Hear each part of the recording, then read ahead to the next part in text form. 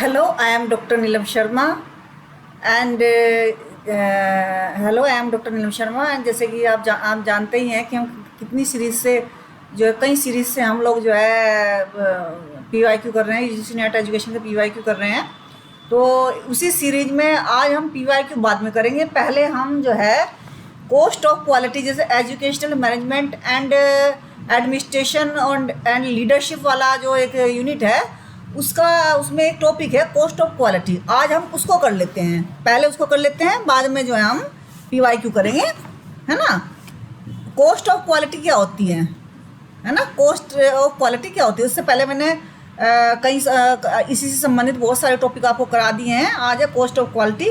Cost of quality is a methodology for calculating the costs that organization incur to ensure that the products meet quality standards, and at the same time it also calculates the cost of manufacturing products that fail to meet quality standards.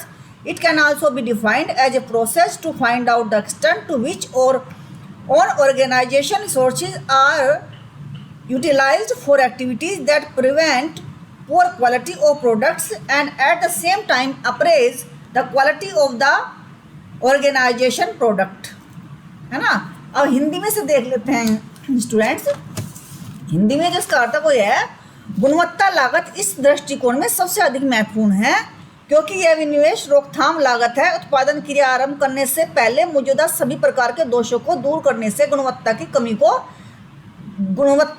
कमी को कम किया जा सकता है। इसे लाभ प्राप्त करने की संभावना अधिक होती है।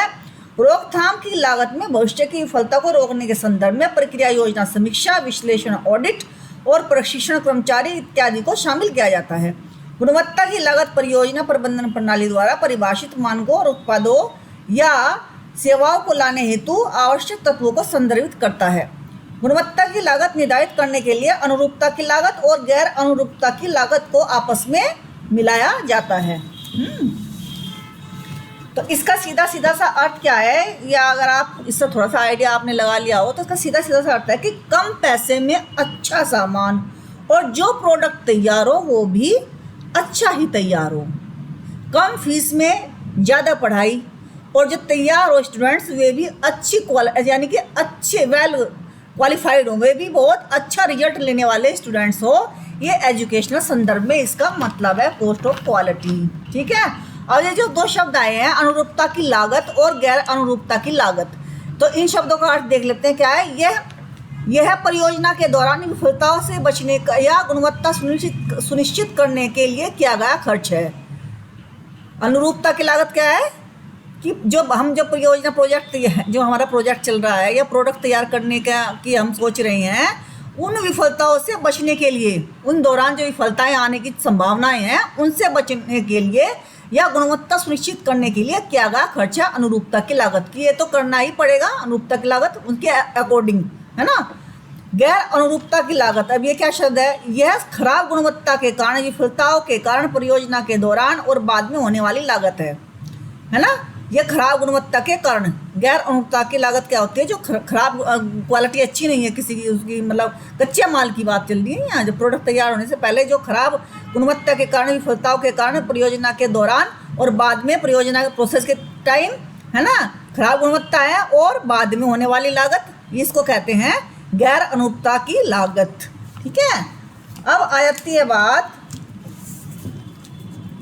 गुणवत्ता लागत हो गई। अब मूल्यांकन लागत क्या होती है। यदि हम कोई चीज़ को इस्तेमाल करके, यदि हमने किसी कंपनी ने कोई प्रोडक्ट बनाया और उसको हमने इस्तेमाल कर लिया और इस्तेमाल करने के बाद में हमें बहुत अच्छा लगा तो हम उसको एडॉप्ट करते हैं, है ना, अपनाते हैं ना इसको, है ना, यूज़ करके। तो उसमें जो लागत लगती है, जैसे मान लीजिए कोई चीज़ हम यूज़ करके देख रहे हैं और हमने कोई प्रोडक्ट बनाया, उसको हमने यूज़ करके देखा, तो जो यूज़ करने के बाद वो अच्छा भी निकल सकता है। मूल्यांकन जब हम किसी चीज़ का कर रहे हैं वो अच्छा भी हो सकता है और ख़राब भी हो सकता है। हमने यूज़ कर लिया ना, तो वो जो यूज़ किया वो खर्च किया वो तो अलग हो गया ना, उससे हमने तो खर्च करके देखा, अभी वो तो सेल में तो नहीं गया ना, अभी वो खर्च हो चुका।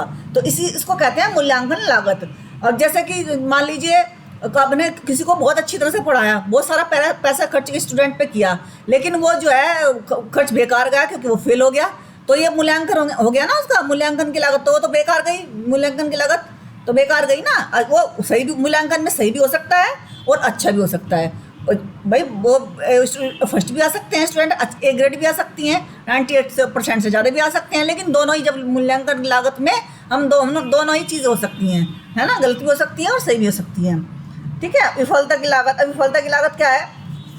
यदि स्टूडेंट ने, जैसे मान लीजिए कोई चीज़ है, विफलता की लागत यह है कि हम पढ़ा तो रहे हैं, यानी कि हम तैयार तो कर रहे हैं कुछ और प्रोडक्ट, और तैयार नहाने का प्रोडक्ट बना रहे हैं और तैयार हो जाए सिद्ध होने का प्रोडक्ट, तो ये क्या होगा? विफलता होगी ना। हम जिस जिस जिस पर्पज के लिए हम वो जो प्रोडक्ट बना रहे थे उस पर्पज को तो पूरा नहीं किया, तो क्या होगा? ये विफलता की लागत है। लागत तो लगी लेकिन वो विफल रही लागत हमारी लगाई हुई।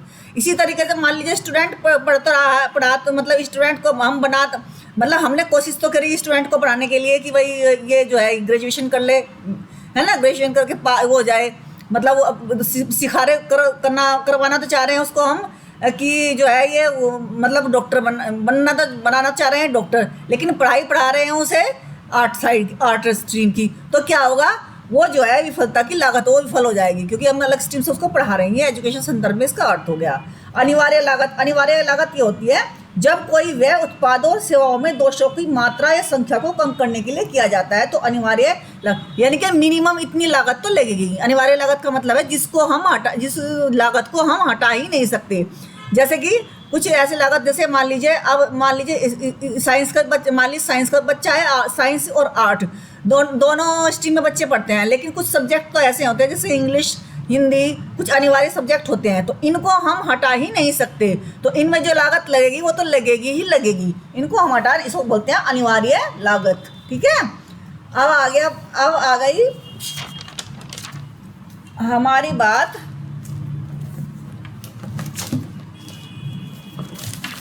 ये these are 4 types of cost of quality: prevention, appraisal, internal failure and external failure। ये हैं इसकी जो prevention, appraisal, internal failure cost, external cost और एक्सटर्नल फेलियर कॉस्ट। तो ये जैसे कि नाम से ये आपको है, these are 4 types of cost of qualities. Cost of quality, prevention, cost of quality जिनको हम रोक सकते हैं, प्रिवेंशन कर सकते हैं, कॉस्ट ऑफ अप्रेजल, है ना, इंटरनल फेलियर जब हम बना रहे हैं, जब जो कॉस्ट होती है ना, जैसे कि कुछ तो हमने पहले ही रोक ली कि भाई ये हमने सामान में लगा दिया, तो हमको उसको रोक लेते हैं पहले से पहले कि अगर इस पर लगा दिया हमने पैसा तो ये खराब हो जाए। क्योंकि अगर हमने बच्चे की बुद्धि देख ली कि इसकी बुद्धि जो है इतनी % है बुद्धि की, जो बच्चे की स्टूडेंट की बुद्धि थोड़ी मतलब कम है, और हम उसको चाह रहे हैं कि बहुत अधिक नंबर ले आए या बहुत कुछ जब आगे बन जाए, तो हम पहले से पहले ही पैसा ज़्यादा बर्बाद करने से बच सकते हैं अगर हम पहले से उसके बारे में कुछ पता है कि बच्चा इस टाइप का है। अपना इंटरनल फेलियर, जब प्रोसेस शुरू हो गई उसमें फेलियर होना, प्रोसेस जब शुरू हो गई तो उसमें फेलियर हो जाना, यानी कि प्रोसेस हो गई और उसमें कुछ गड़बड़ हो गई, प्रोसेस के बीच में शुरुआत हो गई प्रोडक्ट बनने की, स्टूडेंट की पढ़ने की हो गई, लेकिन वहाँ या तो वो ड्रॉप आउट कर लिया या कुछ और हो गया, या फिर उसके बीमार पड़ गया या कोई ऐसी बात हो गई। ठीक है। तो ये क्या हो गया? इसका इंटरनल बीमार पड़ गया, कुछ ऐसी बात हो गई, है ना, जैसे मशीन फेल हो गई बनाते बनाते, तो ये हो गया इंटरनल फेलियर कॉस्ट। फिर कॉस्ट तो लगी ना, बीच में रुक गया, फिर आप प्रारंभ से करना पड़ेगा। फिर है एक्सटर्नल फेलियर कॉस्ट। एक्सटर्नल जो बाहरी वातावरण से जो मतलब फेलियर होता है किसी उसका, जैसे बाहर कोई प्रभाव, मतलब जो है जैसे बाहरी कोई भी किसी भी तरह का प्रभाव जो है, बाहरी प्रभाव जैसे वातावरण का प्रभाव बच्चे पे पड़ गया, या घर में कोई ऐसे कुछ हो गया, या मतलब जो बाहर आने जाने में कुछ हो गया, एक्सीडेंट हो गया, कुछ ऐसा हो गया, तो ये मतलब पैसा तो लग रहा है लेकिन एक्सीडेंट हो गया तो बच्चा जो है हॉस्पिटल में चला गया, तो जो कॉस्ट लगी वो हो गई और पेपर भी नहीं दे पाया, तो ये जो है वो हो गई एक्सटर्नल कॉस्ट ऑफ फेलियर हो गई। ठीक है। अब स्टूडेंट्स आ जाते हैं हम, ये हो गई आपकी को गुणवत्ता लागत के बारे में मैंने पूरा बता दिया। अब आ जाते हैं हम PYQ पे। अब PYQ में क्या है, 60 तक हो गए थे पिछले सेशन में, हमने 60 तक कर लिए थे, अब हम करेंगे 60, है ना, 60 तो हो गए थे हमारे, 61वां करेंगे 61। Which of the following are within the quality indicator framework of NAAC for accessing higher education institution. निम्नलिखित में से कौन से उच्चतर शिक्षा संस्थानों के मूल्यांकन के लिए NAAC की गुणवत्ता संकेतक रूपरेखा के अंग हैं? ठीक है। एक गुणवत्ता NAAC के पास एक गुणवत्ता क्या होती है, क्वालिटी संकेतक रूपरेखा होती है, तो उसके अंग कौन कौन से हैं? 5 दिए गए हैं, 5 में से हमें सही छांटने हैं, 3, ठीक है, जो करेक्ट है वो छांटने हैं हमें। करिकुलर एंड को करिकुलर एस्पेक्ट्स, है ना, उससे क्या संबंध होता है कि वो पाठ्यक्रम देखते हैं कि तुम क्या पाठ्यक्रम में क्या पढ़ रहे हो, ये देखते हैं, नहीं देखते ना। Teaching, learning and evaluation, instruction and learning resources, student support and progression, institutional value and best practice. तो ये जो हिंदी में पढ़ लेते हैं, पाठ्यचर्या और पाठ्यसहगामी मूल्यांकन, शिक्षण अधिगम और मूल्यांकन, अनुदेशात्मक और अधिगम संसाधन, विद्यार्थी समर्थन और आगमन, संस्थानिक मूल्य और श्रेष्ठ प्रथाएं।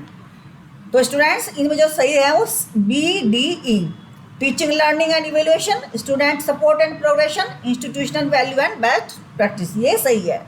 उत्तर है BDE, ठीक है, ये इसका उत्तर सही है। नेक्स्ट क्वेश्चन है 62, which of the following are related to the scientific management approach. निम्नलिखित में से कौन से वैज्ञानिक प्रबंधन उपागम के संबंधित है ना, प्रबंधन उपागम से संबंधित है। ये फैक्चुअल क्वेश्चन है आपका, इसका आंसर देना है आपको। तो इसमें कुछ व्याख्या करने का नहीं है। BFW टायलर, टेलर का नाम तो सुना ही होगा आपने, है ना, टेलरिज्म, FW टेलर, और D है LD ब्रांडीज, है ना, ये दो हैं। नेक्स्ट क्वेश्चन आ गया 63, national development as a core value within the accreditation framework of NAC for. ये जो NAC के बहुत कई सारे क्वेश्चन इसमें NAC के हैं, तो NAC के बारे में अब NAC कल मैं आपको NAC के बारे में पढ़ाऊंगी, है ना। NAC for university include which of the following. ये है विश्वविद्यालयों के लिए NAAC की प्रत्यायन रूपरेखा के भीतर राष्ट्रीय विकास में एक मूल मूल्य के रूप में निम्नलिखित में से क्या क्या सम्मिलित है। एक मूल जो है मूल का, है ना, वो मूल्य के रूप में निम्नलिखित में से क्या सम्मिलित है। Ensuring equality, institutionalising peace, increasing access, serving the cause of social justice, consolidating truth. क्या है सही, कौन सा है इसमें सही, कौन सा है। समता को सुनिश्चित करता है, ये शांति को संस्थानीकरण करता है, ऊंच में वृद्धि करता है, या फिर सामाजिक न्याय के लक्ष्य के लिए कार्य करता है, इस सत्य का सुदृढ़ीकरण करता है। क्या करता है ये मूल मूल्य जो है, इसका मूल मूल्य क्या है। क्वालिटी चेक करते हैं ना, तो क्वालिटी का समझ लो कि क्वालिटी चेक करते हैं किसी भी इंस्टीट्यूशन की, तो क्वालिटी को चेक करने के लिए तो मूल मूल्य क्या हो, किसी भी चीज व्यक्ति की, मान लीजिए हम किसी क्वालिटी चेक कर रहे हैं तो उसमें हम क्या क्या देखेंगे। उसी तरीके से हम इंस्टीट्यूशन में, एजुकेशन इंस्टीट्यूशन में हमें क्या क्या देखना होता है, उनकी क्वालिटी को कैसे चेक करेंगे, क्या होंगे उनके मानदंड। तो ये होंगे, पहला है ACD, तीनों कर लेते हैं। एंश्योरिंग इक्वलिटी, समता को सुनिश्चित करेंगे, ठीक है। फिर है C, इंक्रीजिंग एक्सेस, पहुंच में वृद्धि करना, हर बच्चे के पास पहुंच हो। D, serving the case of social justice, है ना। ये तीनों जो क्वालिटी वो क्वालिटी के जो हैं ये हैं मूल्य के रूप में निम्नलिखित से अंग, मतलब ये हैं, ठीक है, तीनों। अब आ गया है 64, 10 SSA, सर्व शिक्षा अभियान document must incorporate the educational experience of. SSA अभिलेख में, डॉक्यूमेंट अभिलेख में निम्नलिखित के शैक्षिक अनुभव समाविष्ट होने चाहिए। किसके होने चाहिए, हैं अनुभव, शैक्षिक अनुभव समाविष्ट किसके होने चाहिए। जो SSA सर्व शिक्षा अभियान में किस के क्या होने चाहिए, शैक्षिक अनुभव समाविष्ट होने चाहिए। तो ये 5 दे रखे हैं, इनमें से हमें चूज करने हैं 4। Older PWDS, the teachers fraternity मतलब समुदाय, वॉलंटरी ऑर्गेनाइजेशन स्वैच्छिक संगठनों के, एजुकेशनिस्ट शिक्षाविदों के, लीडर्स नेताओं के। इन 5 में से छांटनी है। तो 5 में से 3 कौन से हैं, 3 हैं A B C और D, E नहीं है बस, है ना। शैक्षिक अनुभव समाविष्ट किसके होने चाहिए भाई, बुजुर्ग PWD के भी होने चाहिए, क्योंकि SSA में है ना, वहाँ भी बच्चे होते हैं इस टाइप के PWD परेशानी से संबंधित, है ना, पीपल विद डिसेबिलिटी, है ना, वहाँ भी होते हैं। SSA में सर्व शिक्षा मतलब प्राइमरी उसमें, है ना। तो सर्व शिक्षा अभियान में इनका शिक्षक समुदाय के, टीचर फ्रेटर्निटी, स्वैच्छिक संगठनों के, शिक्षाविदों के, इन सब के हमें विचार लेने चाहिए, उनके अनुभव हमें लेने चाहिए, ठीक है। अब अगर स्टूडेंट्स विद डिसकैलकुलिया जो कैलकुलेशन संबंधित जो बीमारी होती है, students with dyscalculia face difficulty in the following, किस किस में करते हैं फेस डिफिकल्टी? भाई problem related to number graphs, या फिर नंबर्स डीलिंग, नंबरों के साथ में, मतलब कैलकुलेशन में नंबर के साथ डीलिंग करनी पड़ेगी ना, मैथमेटिकल कैलकुलेशन में मेनली मैथमेटिकल प्रॉब्लम्स जो होती हैं कैलकुलेशन से संबंधित, तो नंबर डीलिंग में हो जाएगी। नंबर प्लेसिंग में होती है संख्याओं का स्थान निर्णय, कि 2 के नीचे 4 लिखना, 2/4, 5/6, इस तरह से लिखने में दिक्कत आएगी, बिल्कुल सही है ये भी। और D problem related to spatial concept, कि स्पेटियल मतलब स्थानिक, स्थानिक मतलब कि आप वहाँ से चले वहाँ तक पहुँचे, या एक व्यक्ति घर से चला, यानी कि साउथ ये होता है ना, ईस्ट वेस्ट साउथ, इन जो है दिशाओं के ज्ञान में भी बच्चों को दिक्कत आती है। तो ये तीनों ही दिक्कतें आती हैं। तो ये हो गया बी, सी और डी, इसका आंसर सही है 65। तो 65 जो क्वेश्चन है आपका, है ना। तो अब है क्या 66, मैच लिस्ट 1 विद लिस्ट 2। अब एग्नोस्टिसिज्म क्या होता है? एग्नोस्टिक क्या होता है? अज्ञेयवाद। रेशनलिज्म तर्कनावाद। मेलियोरिज्म उन्नयनवाद। हेडोनिज्म सुखवाद, है ना। अब इनके सामने वो दिए गए हैं इनके ऑप्शंस कि क्या मैच, मतलब मैचिंग वाले शब्द दिए गए हैं। अब ये अज्ञेयवाद के सामने दे रखा है, अस्तित्व की अच्छाई या बुराई के रूप में निष्कर्ष अंतिम रूप से नहीं निकाले जा सकते, है ना। सर्वोच्च अच्छाई विलास में, सेकंड में। थर्ड में है यह स्थिति की परम यथार्थ का सार ज्ञान एक असंभवता है। डी तर्क ज्ञान का मुख्य स्रोत है। अब ये जो तर्कनावाद है, इस आप बिल्कुल समझ रहे होंगे, तर्कनावाद से संबंधित है ये। The position that reason is the chief source of knowledge, यह स्थिति के तर्क ज्ञान का मुख्य स्रोत है। तर्क आ गया ना यहाँ पे, अभी तर्क आ गया, तर्कना, है ना। और हेडोनिज्म का भी बहुत सिंपल है, सर्वोच्च अच्छाई विलास में है, तो ये भी सुखवाद में आ गया। ये इससे इसको मिलाएंगे ना तो ये इसके साथ मिल जाएगा।